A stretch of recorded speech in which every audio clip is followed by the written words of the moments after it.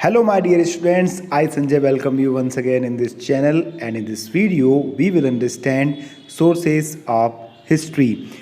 इस वीडियो में हम समझने वाले हैं कि हिस्ट्री के सोर्सेज कौन कौन से होते हैं, यानी कि वो कौन सी चीज़ें हैं जिनके माध्यम से हमें हमारे इतिहास के बारे में पता चलता है। तो सबसे पहले हम समझेंगे आर्कियोलॉजिकल सोर्सेज।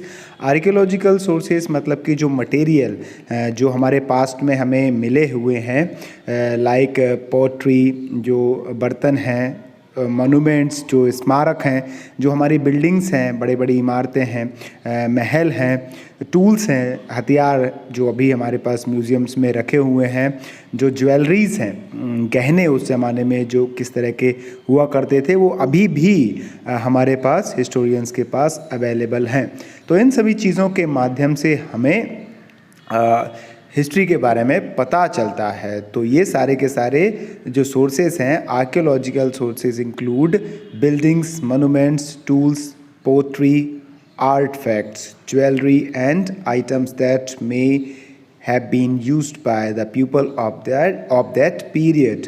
मतलब कि ये जो चीज़ें मैंने आपको भी बताई हैं, ये सभी चीज़ें हमारे पास्ट के पीपल के द्वारा यूज़ की गई थी। हमारे जो उस ज़माने के लोग थे, उनके द्वारा कहीं ना कहीं इन चीज़ों का उपयोग किया गया था। तो इनसे हमें इन सभी आर्कियोलॉजिकल सोर्सेज से हमें हिस्ट्री के बारे में पता चलता है।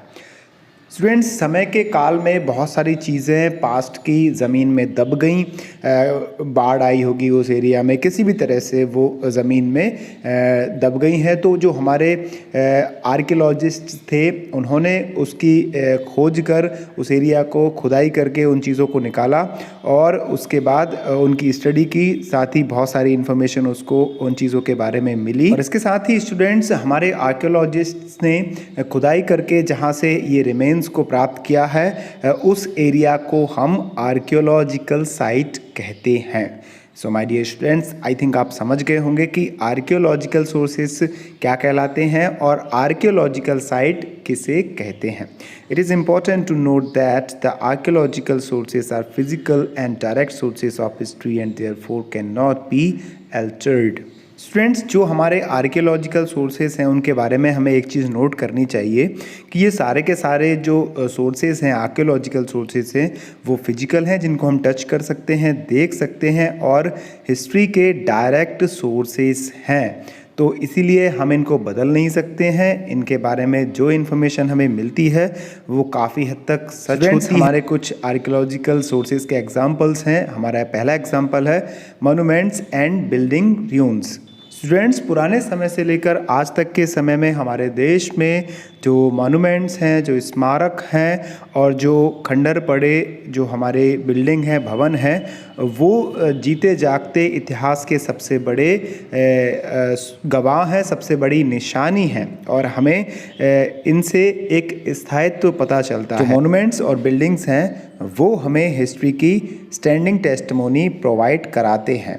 There are numerous buildings of historical importance in India such as temples, stupas, forts। Historical importance के लिए बहुत सारी बिल्डिंग्स हमारे इंडिया में हैं, जैसे कि हमारे टेम्पल्स हैं, स्तूपास हैं, किले हैं, पैलेसेस हैं। आपके जयपुर में काफ़ी सारे पैलेसेस हैं हिस्ट्री के, जिनसे हमें बहुत सारी इन्फॉर्मेशन मिलती है। तो ये सारे के सारे मॉन्यूमेंट्स, ये सारे के सारे बिल्डिंग र्यून्स हैं, वो आर्कियोलॉजिकल रिसोर्सेज हैं। और इन सारे मॉन्यूमेंट्स के माध्यम से हमें उस ज़माने के लोगों की पॉलिटिकल लाइफ के बारे में पता चलता है, सोशल लाइफ के बारे में काफ़ी सारी इन्फॉर्मेशन मिलती है। साथ ही इनके स्ट्रक्चर को देखकर हमें उस ज़माने के रिलीजियस लाइफ्स के बारे में भी पता चलता है कि किस तरह के धार्मिक प्रवृत्ति के लोग उस ज़माने में रहा करते थे। These monuments also inform us about the period in which they were built and the scientific knowledge of the people of that period. और जो हमारे हिस्टोरिकल्स हैं, उनके पास बहुत सारी इन्फॉर्मेशन है, लिटरेरी सोर्सेस हैं, तो उनमें जिस तरह के डेटा हमारे पास अवेलेबल है तो वैसी ही इंफॉर्मेशन काफ़ी कुछ इन मॉन्यूमेंट्स में हमको मिलती है। और ये सारे के सारे मॉन्यूमेंट्स, ये सारे सारे हिस्टोरिकल रिसोर्सेज हमें उस टाइम के बारे में बताते हैं, साथ ही उस ज़माने के साइंटिफिक नॉलेज के बारे में भी हमें इनसे पता चलता है कि जिस तरह से इनकी डिज़ाइनिंग की गई है, इनको देखकर हमें पता चलता है कि यार पहले के लोग तो काफ़ी ज़्यादा इंटेलिजेंट थे। मतलब कि इतने अच्छे जब उन्होंने डिज़ाइंस बनाई और इतनी मजबूती से ये सारे के सारे फोर्ट्स, ये सारे के सारे स्तूपास बनाए, तो इससे हमें उस ज़माने के लोगों की साइंटिफिक नॉलेज के बारे में पता चलता है। इन सारी की सारी बिल्डिंग्स की स्टडी करने से हमें उस ज़माने की आर्किटेक्चरल स्टाइल के बारे में पता चलता है, जो उस ज़माने में काफ़ी ज़्यादा प्रेवलेंट थी, काफ़ी ज़्यादा प्रचलित थी। Ancient tunes also gave a glimpse into the cultural identity of a place.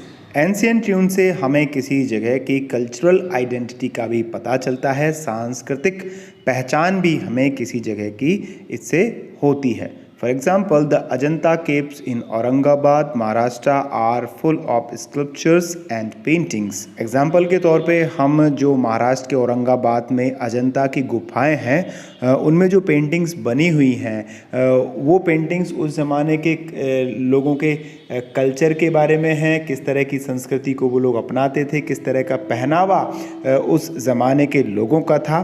तो हमें उस ज़माने के लोगों की पहचान के बारे में पता चलता है। तो इस तरह के जो आपके एंशिएंट ट्यून्स हैं, जो प्राचीन खंडर हैं, उनसे हमें पता चलता है कि किसी पर्टिकुलर एरियाज़ में लोग दूसरे लोगों से किस तरह से भिन्न थे, किस तरह से अलग थे।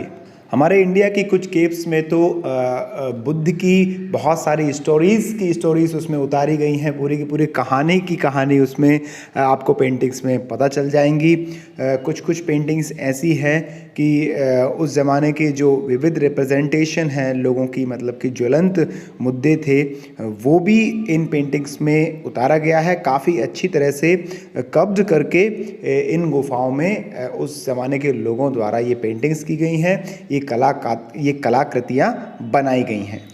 So my dear students, here we are going to stop this topic. I hope you have understood. If you like the topic, press the like button and subscribe our channel. Thanks for watching this video.